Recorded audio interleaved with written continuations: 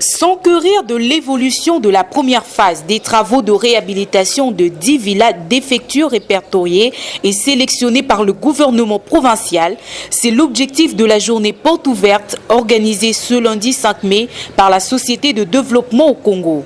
Ceci à l'intention des Chevaliers de la Plume. Cette maison, c'est parmi l'une de maisons réfectionnées située sur le boulevard Lumumba. Elle contient 2 chambres, un salon, une cuisine, une terrasse et bien d'autres. Les travaux de cette maison ainsi que les autres évoluent normalement. Elle bénéficie d'une main-d'œuvre essentiellement locale, comme l'explique l'architecte Daniel Ngambo. Par rapport à notre aménagement, nous avons proposé des villas à 2 chambres dans lesquelles nous avons ajouté une pièce supplémentaire. Et il y a des villas à 3 chambres qui pourront être aménagées selon le besoin du client, parce que nous avons proposé à ce que la 3e chambre soit aménagée soit comme bureau, soit comme salle à manger, soit comme il le voudra. Donc c'est par rapport lors de la souscription que le monsieur ou la dame pourra nous donner ses délibérateurs et nous pourrons toutefois ici passer le projet du début à la fin. La main d'œuvre locale, quand je parle de la main d'œuvre locale, c'est tout ce qui est maçonnerie, c'est la main-d'œuvre locale. Tout ce qui est menuiserie, c'est la main-d'œuvre locale. Tout ce qui est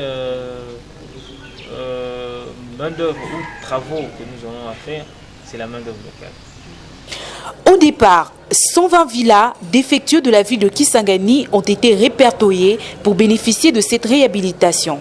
Cependant, pour cette première étape, la Société du développement au Congo a débuté avec ces 10 villas situées sur les avenues des Chênes et des Érables. Ces dernières doivent être revêtues de sa plus belle robe d'ici la fin de l'année en cours.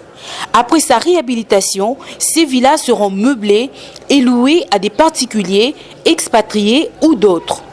Patrick Schwartz, gérant de la Société de développement au Congo, explique le mode de paiement de loyer de ces villas. Le développement économique, les organisations internationales et des expatriés qui, j'espère, viendront avec des familles pour pouvoir s'implanter et s'installer ici à Kisangani. Ces villas sont louées soit mensuellement, soit annuellement selon le type de client.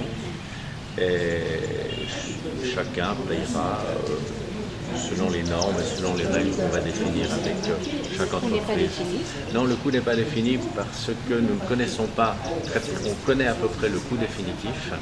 Je n'ai pas envie de donner des prix de loyer aujourd'hui tant que je ne connais pas le coût définitif des travaux. Signalant que la fin de ces travaux et l'installation, si possible, de premiers locataires de ces villas sont prévus pour le mois de décembre 2014.